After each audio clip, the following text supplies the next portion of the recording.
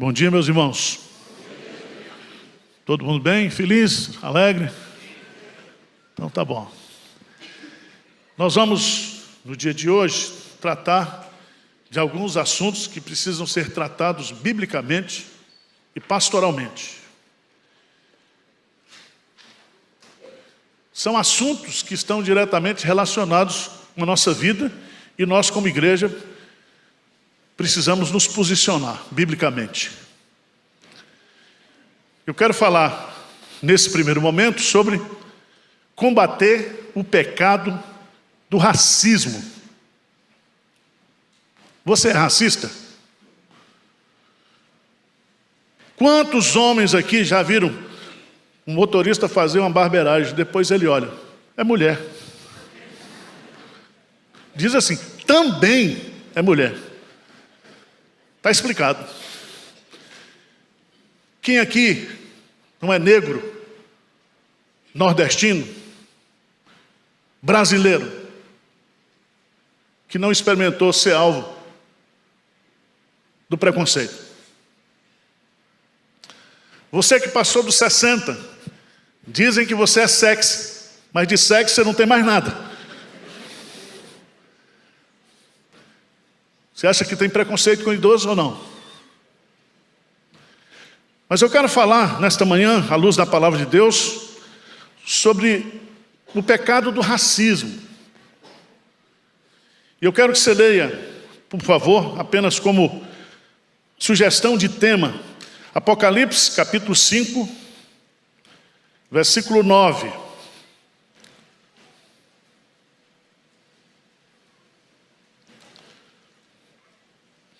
Apocalipse, capítulo 5, versículo 9. Vamos ler juntos aí, versículo 9, o que é que diz? E entoavam novo cântico, dizendo, digno és de tomar o livro e de abrir os selos, porque foste morto, e com teu sangue comprastes para Deus os que procedem de toda tribo, língua, povo e nação. Amém. Eu vou encerrar a meditação com esse versículo. Todos nós, irmãos, somos racistas. Todos nós. O racismo é um pecado que está entranhado, esculpido na nossa natureza. Quando você vai trabalhar o termo técnico de racismo, eu gosto muito, citei aqui, eu vou citar para vocês, o que o pastor John Piper coloca como teólogo, um pesquisador nessa área. Ele diz assim, abre aspas, o racismo é uma crença ou prática, explícita ou implícita, que distingue ou valoriza qualitativamente uma raça sobre outras raças.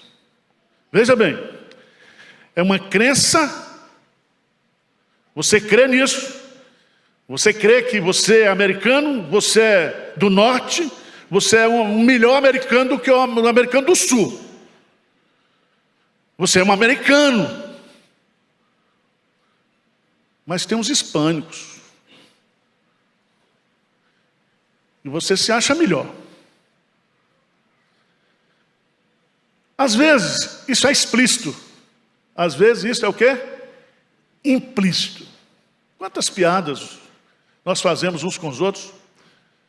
Eu, por exemplo, não gosto de argentino. E isso é explícito. Certo? Todos nós lutamos com isso. Porque o preconceito, irmãos, não é só de raça. Tem um preconceito econômico, tem um preconceito de cor, tem um preconceito de formação acadêmica. E nós temos que entender que o Evangelho veio justamente para tratar desse problema. Então você não precisa abraçar uma ideologia, você não precisa ser um militante político, partidário, para entender que a palavra de Deus já trata desse assunto.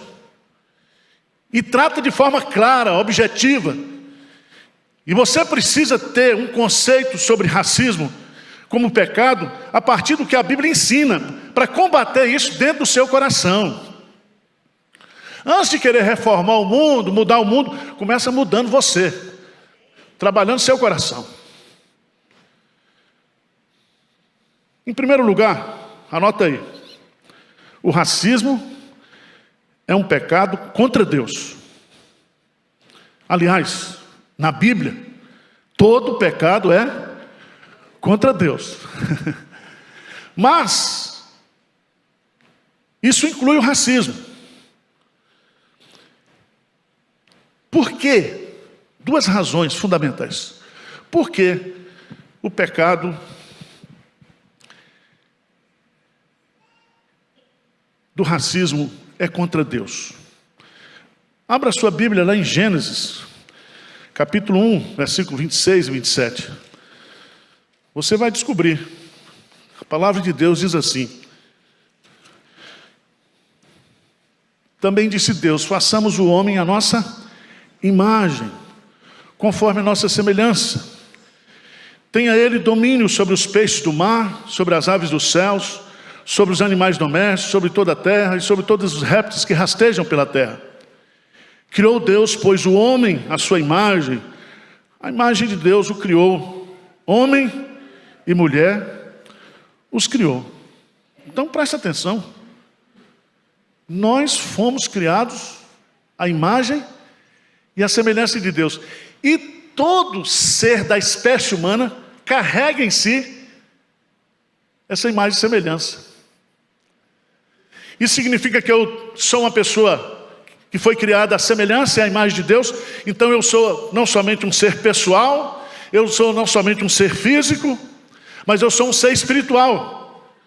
E eu continuarei vivendo como espécie humana após a morte, porque nós fomos feitos para viver eternamente. Por isso que matar uma pessoa é um crime. E aqui eu chamo a sua atenção porque às vezes a gente se confronta com pessoas que estão na rua, caídas no chão, pessoas que estão na Cracolândia, pessoas que estão dominadas por vícios, e aquela pessoa, mesmo ela estando naquele estado, essa pessoa carrega em si a imagem e a semelhança de Deus.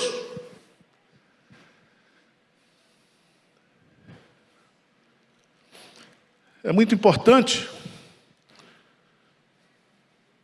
nós entendermos isso. Em segundo lugar, o racismo é um pecado contra Deus. Porque nós temos um mandamento bíblico de amar a Deus sobre todas as coisas e ao próximo como a nós mesmos.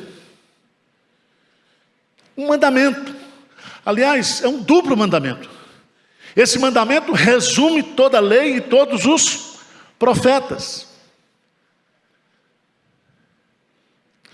Abra sua Bíblia, por favor, lá em Lucas. Lucas capítulo 10. Você vai descobrir que essa pergunta foi feita para Jesus.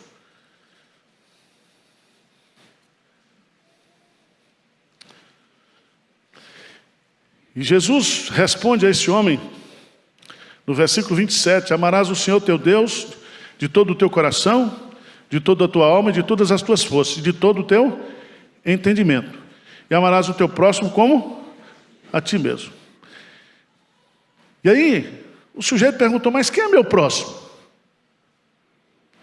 E Jesus então vai contar uma parábola, a parábola do bom samaritano. E quem é o meu próximo? O meu próximo é esse desconhecido que foi atacado por salteadores, que foi roubado, que foi espancado e que foi abandonado na sarjeta. Esse é o meu próximo. É aquele que precisa de mim, é aquele que necessita de mim. Por isso que a Bíblia manda a gente amar o estrangeiro. Por isso que a Bíblia manda a gente acolher os órfãos e as viúvas. Por isso que a verdadeira religião é aquela que busca a sua santificação pessoal e abraça a causa dos aflitos e dos necessitados. Vocês estão entendendo? Então nós temos que amar uns aos outros. É difícil, mas é mandamento de Deus.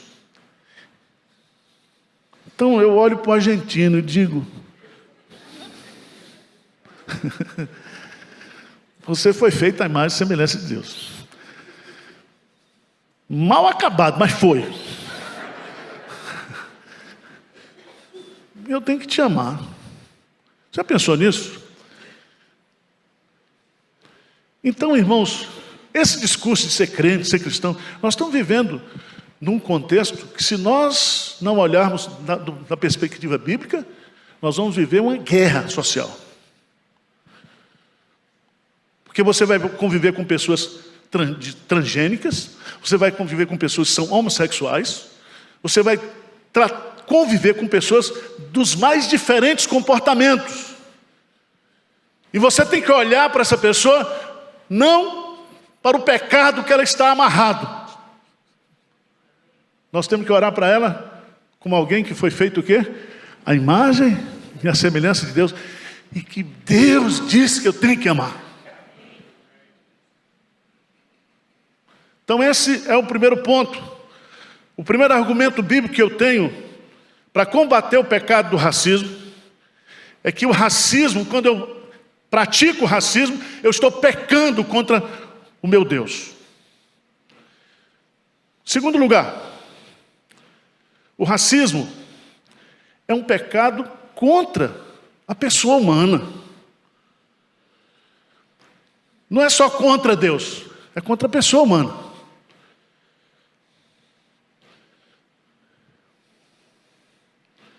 Abra a sua Bíblia, por favor, em Gênesis capítulo 3. Gênesis capítulo 3, versículo 20. Gênesis 3, 20. Vamos ler juntos? O que diz aí? E deu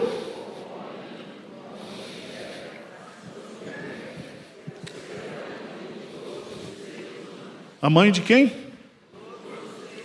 Todos os seres humanos procedem de quem? De Adão e Eva. Você só pode ser racista se você for evolucionista. Agora, quem é criacionista, quem acredita que nós temos a mesma origem, porque passaram-se alguns anos, depois Deus faz uma limpeza na terra com o dilúvio. E Deus então vai construir a população da terra através dos descendentes de Noé, Sem, Cão e Jafé. E as raças humanas e as línguas humanas, elas estão divididas justamente nessa matriz. Nessa matriz. Abra a sua Bíblia, por favor, lá em Atos dos Apóstolos 17, quando Paulo dá uma aula de teologia para os atenienses, lá no Areópago. E a gente precisaria levar esses conceitos para dentro das universidades, os filósofos, porque eles querem criar a igualdade social fazendo conflito das classes, colocando um contra o outro. Mas a Bíblia tem a resposta. Atos 17, versículo 26. O que diz aí? De um só fez todo o quê? Presta atenção. Quando aquele projeto Genoma ele foi concluído, foi descoberto que o nosso DNA é singular. Cada um tem um DNA diferente. Mas nós somos 99,9% semelhantes, porque nós temos uma mesma matriz. Então você não veio de um jacaré que criou asas e que voou. Você é filho de Adão e Eva. E eu tenho que respeitar você Porque nós temos a mesma origem. Nós somos da mesma espécie. Existem uns distúrbios hoje comportamentais que as pessoas estão amando mais bicho do que a gente. Mas a Bíblia diz que nós temos que amar uns aos outros e respeitar uns aos outros. E é um pecado quando eu pratico racismo com uma pessoa que tem a mesma origem, que tem a mesma matriz. Mas veja em Atos 17, 26. Atos 17, 26. O que diz aí? De um só fez toda a raça humana, para habitar sobre toda a face, havendo fixado os tempos previamente estabelecidos e os limites da sua, para habitar sobre toda a face da terra. Significa que Deus foi quem criou as raças e os povos. Eu disse, Senhor, mas o Senhor criou argentino. Estou pegando exemplos, tá? Porque talvez você não goste de chinês, japonês. Talvez você não goste de índio.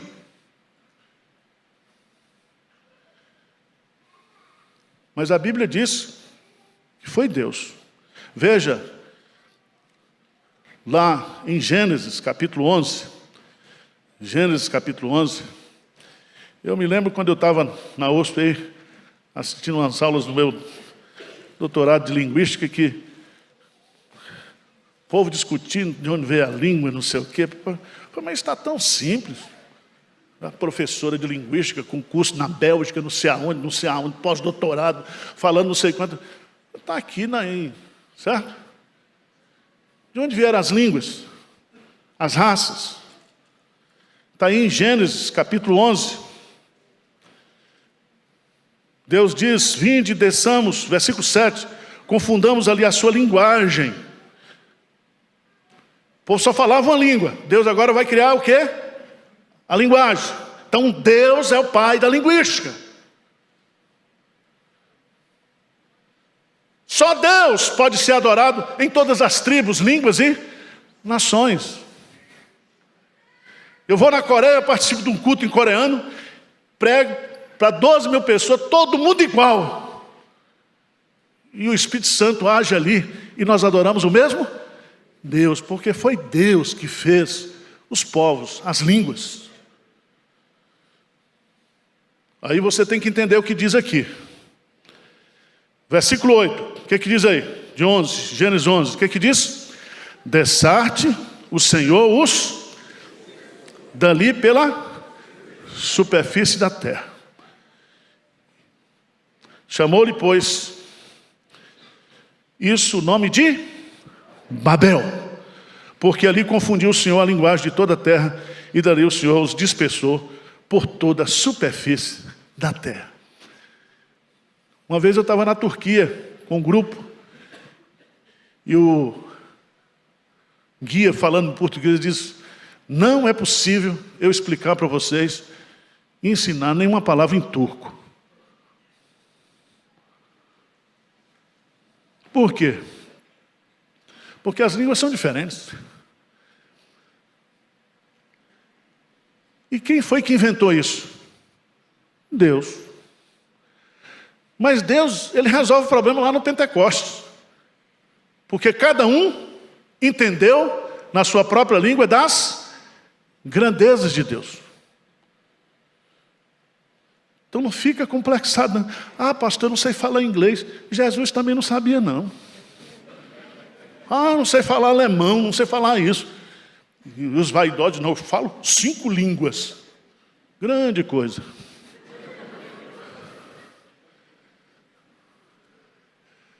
Nós não fomos chamados para falar em línguas. Nós fomos chamados para amar uns aos outros e respeitar uns aos outros. Mas em terceiro lugar, o racismo é um pecado contra Deus, o racismo é um pecado contra a pessoa humana, O racismo é um pecado contra o Evangelho de nosso Senhor Jesus Cristo.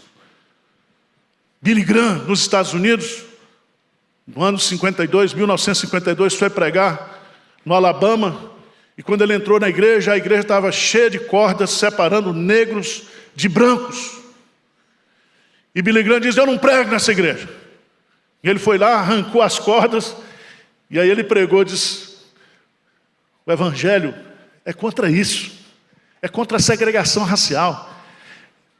Branco não é melhor do que preto, preto não é melhor do que branco, oriental não é melhor do que ocidental, latino não é melhor do que o americano do norte, e vice-versa.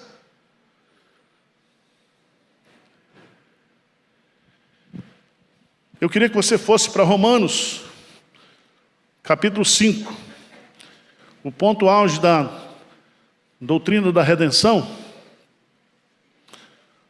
Romanos, capítulo 5, você vai observar no versículo 12, que diz assim: portanto, assim como por um só homem entrou o pecado no mundo, e pelo pecado a morte, assim também a morte passou a todos os homens, porque todos o quê? Pecaram. Mas veja lá, por favor, no versículo 18 e 19, pois assim como por uma só ofensa veio o juízo sobre todos os homens para a condenação, assim também por um só ato de justiça veio a graça sobre todos os homens para a justificação que dá vida. Versículo 19, porque como pela desobediência de um só homem muitos se tornaram pecadores, assim também por meio da obediência de um só, muitos se tornarão o quê? Justos. Então veja bem, quando Cristo morreu, a obra de Cristo, ela é suficiente para salvar todo mundo. Mas ela é eficiente para salvar os seus eleitos, que estão esparramados, espalhados em todas as tribos, línguas e nações.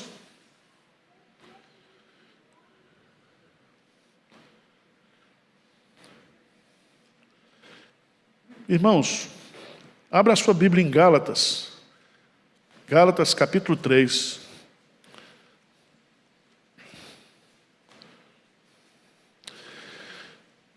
Versículo 28. Sabe o que Cristo fez? Cristo, quando Ele morreu, Ele criou a sua igreja, uma Assembleia Universal dos Santos. E quando Ele faz isso, Ele destrói todos os preconceitos e todas as divisões de classe. Veja, Gálatas 3, 28, o que é que diz? Dessarte não pode haver judeu, nem grego, nem escravo, nem liberto, nem homem, nem mulher, porque todos vós sois um em Cristo. Por causa de Cristo nós estamos aqui. Aqui tem branco, tem preto, tem moreno, tem amarelo, tem a internacionalidade baiana. Isso aqui é a igreja. Porque Cristo morreu e formou a igreja, e comprou a sua igreja. E a sua igreja, ela é diversa. Ela é una, mas ela é diversa. E é tão interessante, quando você vai lá para Efésios, capítulo 2, depois de falar sobre a salvação pela graça, ele vai falar do aspecto das consequências sociológicas da salvação. A salvação não é um ato apenas vertical, mas é um ato horizontal. E a graça não somente nos salva, nos redime individualmente, mas novas relações humanas. Veja no texto de Efésios capítulo 2.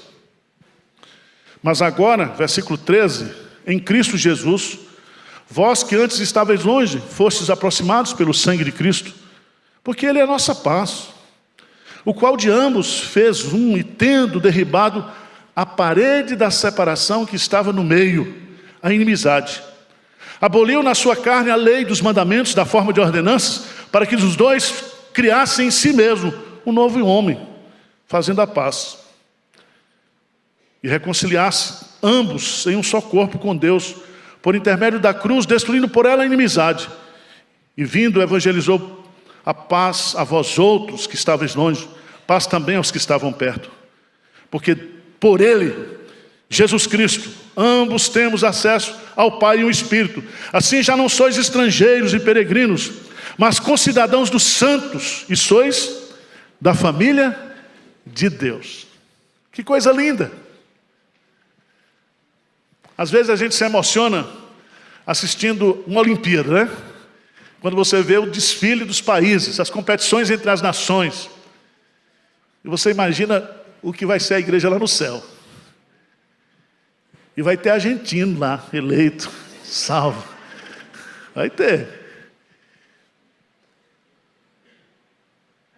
Irmãos, os judeus achavam que a salvação era só para eles. E eles se achavam a melhor povo da terra. O templo tinha paredes que separavam o ato dos judeus, o ato dos gentios, o ato das mulheres. Jesus Cristo veio e derrubou todas as paredes. E agora nós somos um em Cristo Jesus. Veja Colossenses, por favor. Colossenses capítulo 3.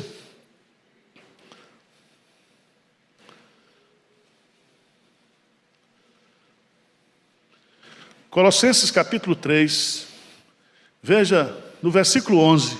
Lê bem forte para mim, o que é que diz aí? No qual não pode haver grego nem judeu, circuncisão nem incircuncisão, bárbaro, cita, escravo, livre, porém Cristo é tudo em todos. Não existia na época que Jesus veio, o mundo estava globalizado. O Império Romano tinha um poder político, o helenismo grego tinha um conhecimento, por isso que o mundo falava grego. E o romano, ele dizia, eu sou romano. O restante são bárbaros. Os filósofos, os intelectuais diziam, dentro da teoria platônica, nós que temos o conhecimento, é que governamos o mundo. E Jesus Cristo veio. E começa a converter, pela pregação do Evangelho, mulheres da alta sociedade, escravos, faxineiros, serventes. E agora essas pessoas se reúnem, se juntam para cultuar ao único Deus vivo e verdadeiro. Só Jesus faz isso. Por isso que não existe igreja segmentada, igreja de rico, igreja de pobre, igreja dos universitários, nada disso. Igreja é essa muvuca que eu estou vendo aqui. É isso aqui que é igreja. Gente de todas as idades reunidas aqui para adorar a Deus, porque esse é o projeto de Cristo. Eu quero terminar chamando a sua atenção para 2 versículos. Salmo 22. Salmo 22. Davi vai, nesse salmo messiânico, apresentar qual é o propósito da redenção que há em Cristo. A vitória do Messias. Salmo 22, 27. O que é que diz aí? Vamos ler a palavra de Deus. O que é que diz? E a ele se converterão os confins da terra. Perante ele se prostrarão todas as famílias das nações. Louvado seja Deus por isso.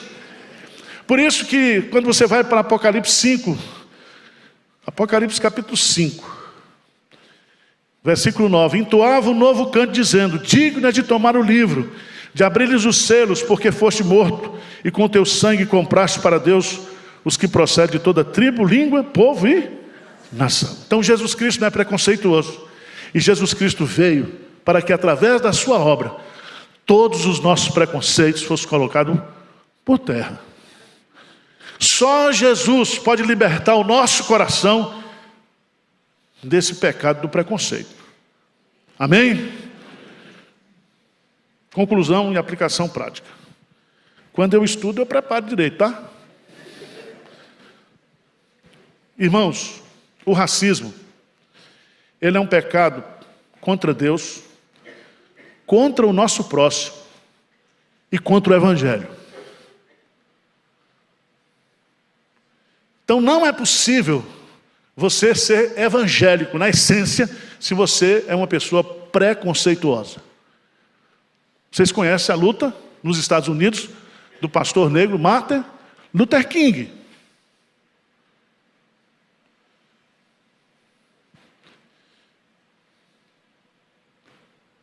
Segundo lugar, reconheça você o pecado do racismo. Você se acha. Você se acha. Terceiro,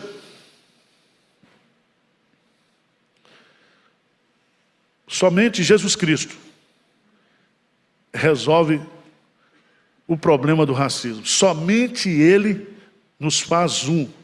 E isso de forma sobrenatural, batizando-os no mesmo corpo pelo poder do Espírito Santo. E mesmo sendo crente dentro da igreja, nós vamos lutar contra aquilo que se chama acepção de pessoas. É uma luta. É uma luta. Vamos ficar de pé? Vamos orar?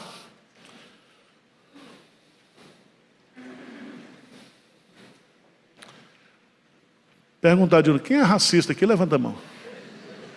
Só eu, né? O seu racismo é implícito. É? Implícito. Irmãos, Deus tem que tratar o nosso coração. Porque a coisa mais difícil da vida são os relacionamentos humanos. Por isso que o Dr. John Maxwell, falando sobre liderança, sobre sucesso, ele diz que a primeira causa para a gente ter sucesso na vida é nos relacionarmos bem uns com os outros. Tá certo? Então, se você está brigado aqui na igreja também, faz as pazes hoje. Você veio brigar de casa, brigou com a mulher, com o marido. Geralmente é a mulher que briga. O marido briga pouco. O marido cria o problema e a mulher fica zangada, mas perdoa. Vamos orar? Senhor Deus, olha para o nosso coração aqui, Senhor. Às vezes nós estamos olhando para a vida e fazendo uma leitura da vida, da sociedade, não à luz da Tua palavra, mas à luz de ideologias políticas, filosofias humanas, que são imperfeitas, mas a Tua palavra é perfeita. A Tua palavra ilumina os nossos olhos, a Tua palavra alegra o nosso coração, a Tua palavra restaura a nossa alma, Senhor. Venha nos restaurar nesta manhã, tira de nós todo o preconceito, todo o espírito de achar que nós somos melhores do que o outro. Limpa o nosso coração, Senhor, trabalha o nosso coração, nos dê paciência, nos dê, ó Deus, o amor do Espírito Santo. Derrama esse amor no meu coração, no coração da Tua igreja, para que nós possamos viver uma vida mais leve, mais tranquila, mais piedosa. Essa é a nossa oração em nome de Jesus. Amém.